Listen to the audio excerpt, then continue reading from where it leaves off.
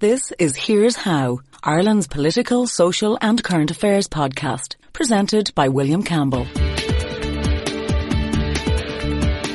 Thank you for downloading episode 36 of Here's How. Unsolved murders cause pain for those left behind, on top of the tragedy itself. But what if the murder is unsolved because the Gardaí are unable or unwilling to withstand political pressure? In this podcast, we talk to a journalist who has investigated two such cases. Here's How is Ireland's political, social and current affairs podcast. Make your view heard. Just dial 076 603 5060 and tell the world what you're thinking. Your voicemail may be included in the next podcast. You can find tips on recording your contribution and other ways to contact the show at here'show.ie/call. On the line, I have Gemma O'Doherty. She's an ESB National Media Award winner. She's also the winner of awards from GSK Irish Medical Media and the International Journalism Festival. She was instrumental in exposing the corruption of cancelling penalty points for powerful people, including the then Garda Commissioner Martin Callanan and her then boss, Irish independent editor Stephen Ray. For her trouble, she was sacked. In December 2014, independent newspapers admitted that they were wrong to sack her and paid her damages to settle a court case that she brought. But that's a story for a different day. There are two murder cases or presumed murder cases that you've been investigating, Gemma. One is that of Fr Niall Molloy. He was murdered in July 1985, and that case is almost like the plot of an Agatha Christie novel if it wasn't so serious. He was attending a wedding party at the family home of some well-off friends in County Offaly. There were a lot of people there with political connections at the party, and at some point he was beaten and left for dead. There was evidence that his body was moved, I think, and it was many hours before any assistance was called. Am I summarising that correctly?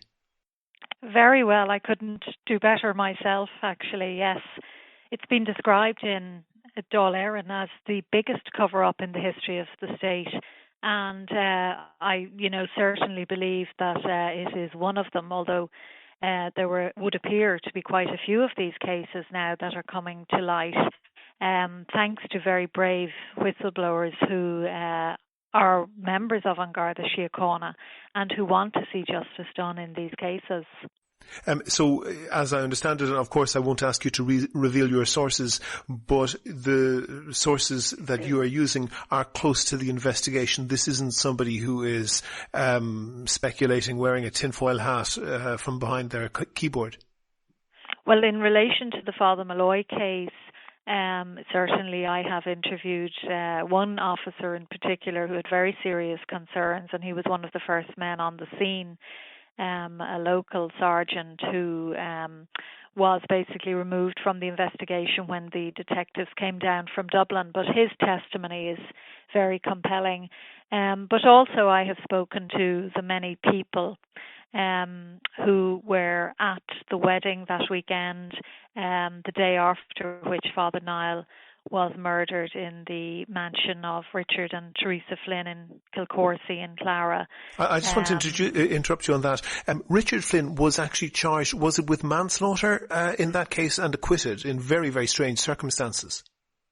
Yes, he was. Yes, he was charged with manslaughter and assault. Now, it is not the belief that Richard Flynn was the killer, but for some reason he was charged, and he came before Mr Justice Frank Roe, and the judge himself, who actually was a member of Fine Gael and had run for the party, acquitted him and directed the jury to acquit him, following which there was national outcry at the time, but the case was barely heard. All of the evidence was almost dismissed.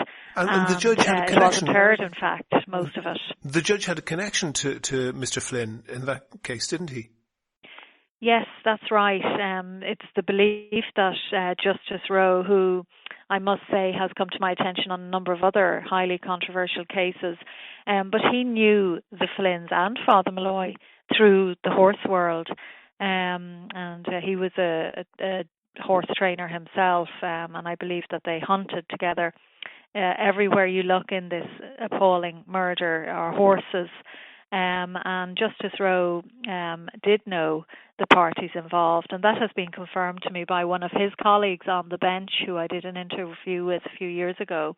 And that it was most inappropriate that he would have heard that case. People mightn't be fully familiar with this, but judges, even for the slightest suggestion of a connection to somebody involved in a case, would recuse themselves. That's to say, they wouldn't hear the case; they'd get some other judge to hear it. And for comparison, one friend of mine who is from outside Ireland told me of one case because her father was a judge. She never was scolded so severely as a child as when she accepted a box of chocolates at their front door from somebody she didn't know, because that level of a connection would be enough to allow a case to appear to be prejudiced. But for somebody to be a friend and to go hunting with the accused, whom they then acquit in very strange circumstances, that's bizarre, isn't it? It is, and I'm not sure if he hunted with Richard Flynn per se, but he certainly knew the parties involved. And yes, it was bizarre. And one of the very bizarre elements of that was at the time that the trial collapsed, when there was an awful lot of criticism in the media, one report stood out for its praise of Justice Roe, and that was written by Conor Lenihan, who at the time was a journalist with the Irish Press, and he wrote really a piece that was obsequious in its praise for Justice Roe, and of course the Lenihans, his father, was a very, very close friend of Richard Flynn, and was at the wedding the day before, and it is believed that he also was at the house on the day of the murder, where there was a big party to welcome the groom's family into the Flynn household. And I mentioned that this sounds a little bit like the plot of an Agatha Christie novel, but those Agatha Christie novels are constructed in such a way as to have a closed group of people. So there's only so many suspects that you can have in order to keep the plot of the book under control. It wouldn't be too hard to work out who were the people in this party, would it? If the Gardaí wanted to investigate that thoroughly? Oh, no, it wouldn't at all. I mean, this case could have been solved in a matter of hours, probably in an hour. But when you have a scenario whereby people may well, through the years, have gone to the Gardaí, as I did, and others who were much closer to the case, and you were basically told, to, mind your own business. And certainly my investigation of this case has taken a huge toll on my professional, my ability to do my job, really. And, it is very difficult for journalists like me to take on cases like this because you are up against some very, very dark forces in the state. But there was no shortage of witnesses. There were many people present. It could hardly be otherwise. It could hardly be otherwise. This is a party in a house. A man was beaten to death, a priest, as it happens. His body appears to have been moved from one room to another. It's a bizarre case. It is. It's a bizarre case, and as I say, to this day, the killer, who is still a relatively young man, is still at large, still a danger to other citizens. And we must remember that Father Molloy, it is believed by 3 neuropathologists who have examined the pathology of his brain during the period when he was dying, they believe that it took at least 5 hours for him to die, which is a really horrible thought, that a man was left bleeding to death, and it is their belief that his life could have been saved if he was brought to a hospital and his surgery was done on him. He had severe head injuries, and he was left to die in that house as people left the house, I believe, at high speed. Somebody told me it was a bit like Mondello racecourse that night in Clara. So all of these questions remain unanswered, and the public deserve the truth, not to mention his faithful parishioners in Castlecoot, where he is still loved and remembered fondly as a priest, a parish priest who was very, very, very much loved. I want to move on to the case of Mary Boyle. Mary Boyle was 6 years old when she was visiting her grandparents in Ballyshannon, County Donegal, in March 1977. She disappeared. No trace of her has ever been found. No body has ever been found. And tragically, she had an identical twin sister who you have been working with. Do you know, or do you have a suspicion what happened to Mary Boyle? Yes, it is the belief that Mary Boyle, who is actually Ireland's longest and youngest missing person, it is the belief of her twin sister and, more importantly in a way, the senior officers who were the first on the scene, that she was murdered and that she was sexually assaulted prior to her murder. So this is yet another appalling case that allegedly the Gardaí continue to cover up to this day, and that is my belief, and it is certainly the belief of her identical twin sister, Anne Doherty, who has been looking for her twin sister's remains for almost 40 years now.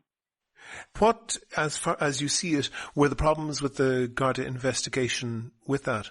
Well, according to some of the first officers on the scene, on around the third or fourth day... Sorry, Gemma, you say on the scene, she disappeared at a particular place. Obviously, her body wasn't found. What exactly was the scene?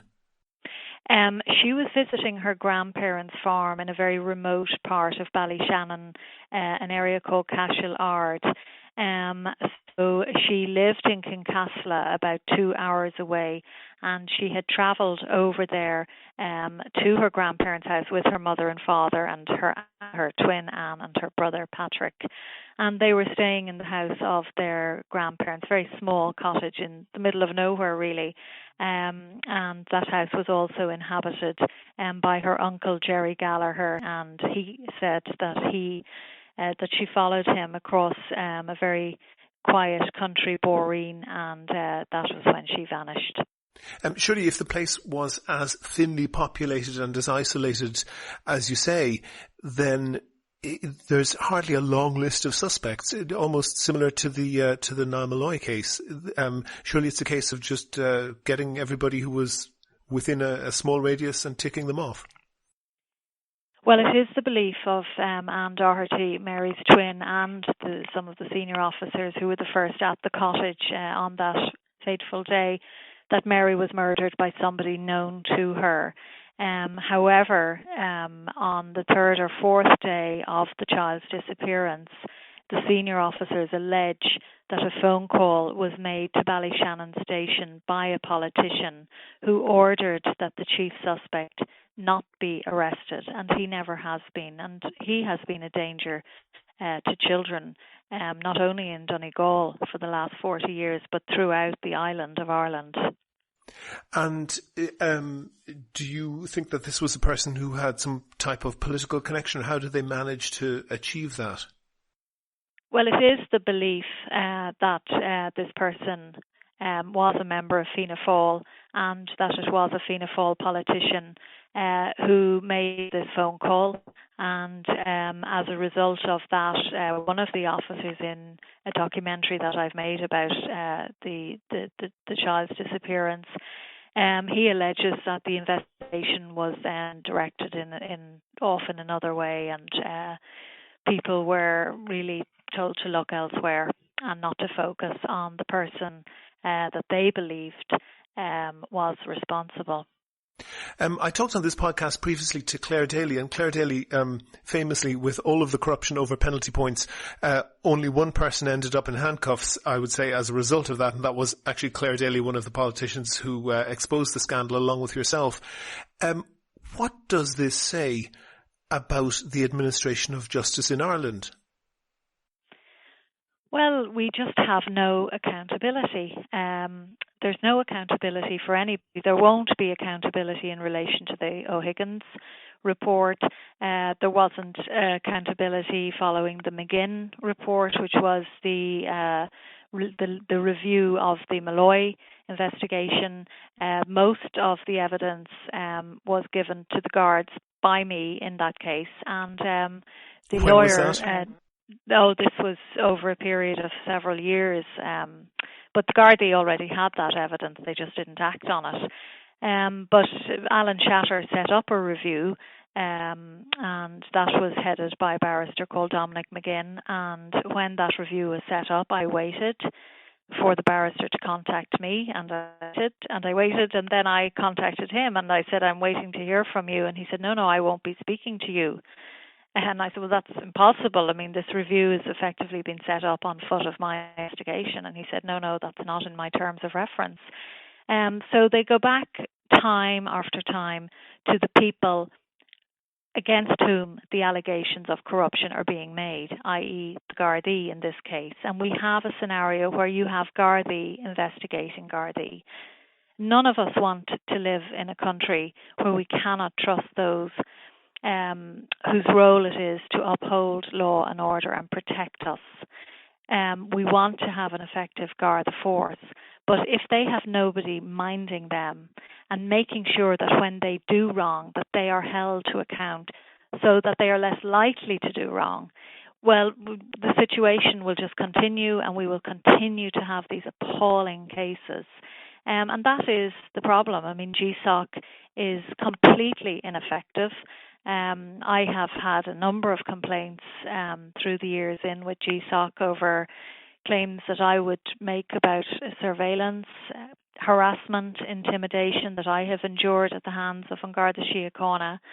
And what has happened is that Gardaí contact me about those complaints. Now, I am not going to talk to Gardaí about complaints I have made about them. That's not right. It's not fair. It's not an appropriate way.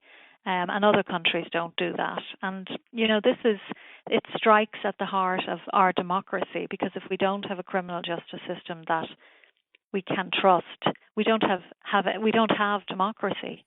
I highlighted on the podcast a while back that it's now nearly a decade since the first report of the Flood Mahon Tribunal into planning corruption.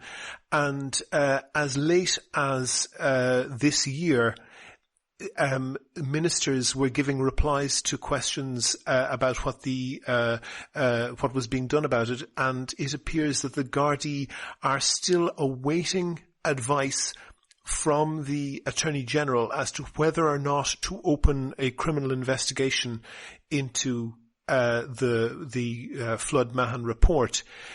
Do you think that the Gardaí have any credibility at this stage?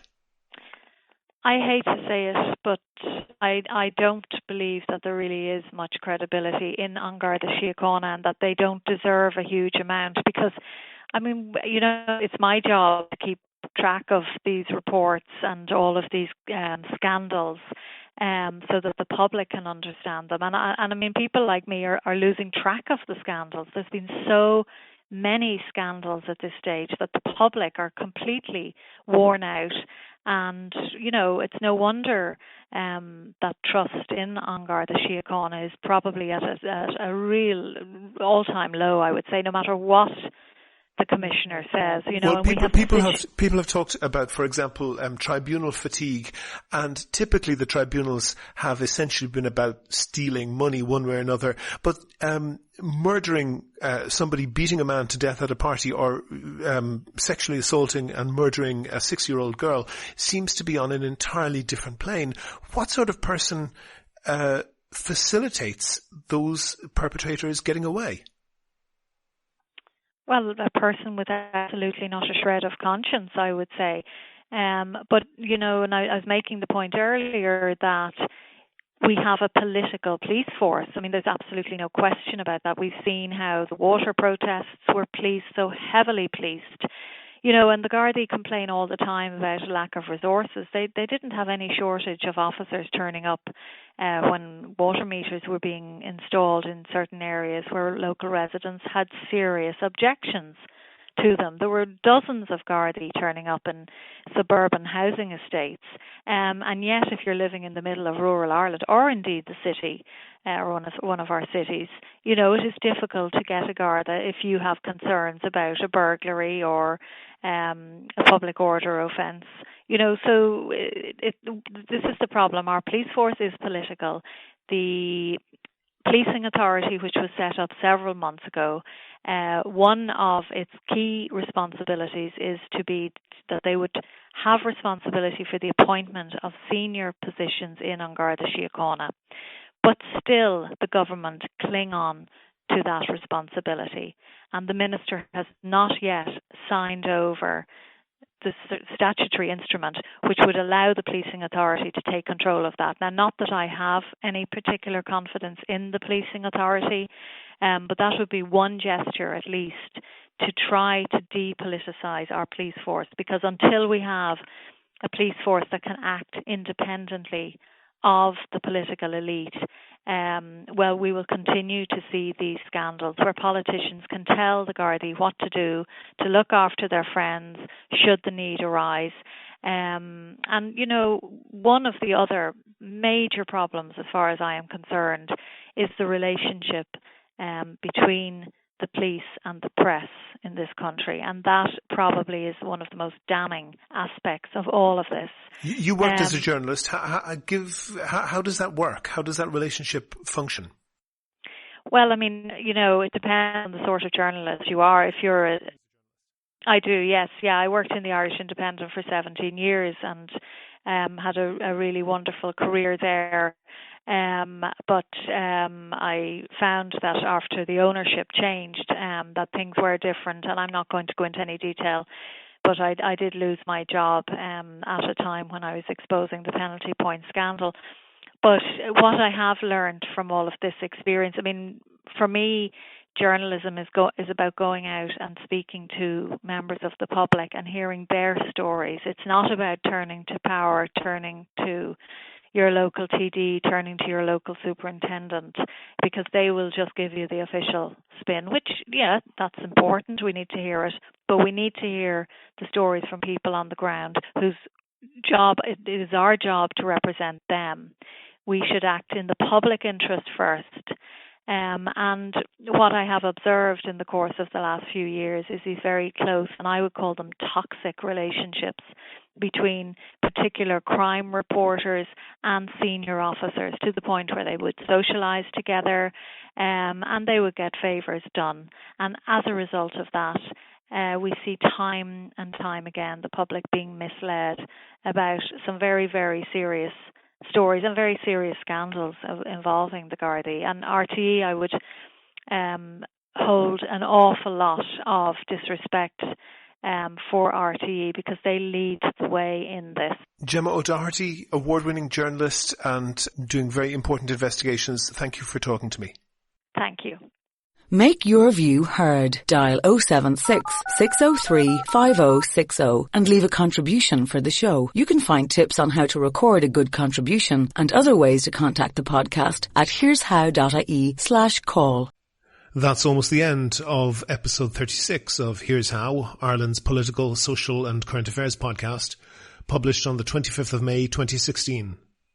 There's more information about Gemma O'Doherty and the trailer for a film about the murder of Mary Boyle that she's written and directed on this episode's page on the website. If you can think of a topic that you think should be covered, or if you want to suggest someone to include, that could be yourself, then let me know. If you like the podcast, please go on iTunes and give it a rating or even write a nice review. Also, please like the show on Facebook. Please follow @Here's How Podcast on Twitter. And of course, subscribe to the show. You can use iTunes, Stitcher, TuneIn Radio, or any other podcast app or software. You can do all that or get in touch with the show right from www.here'show.ie. And you can go out and tell all your friends just how great the podcast is. The next show will be uploaded shortly. The Here's How podcast is produced and presented by me, William Campbell. Thank you for listening.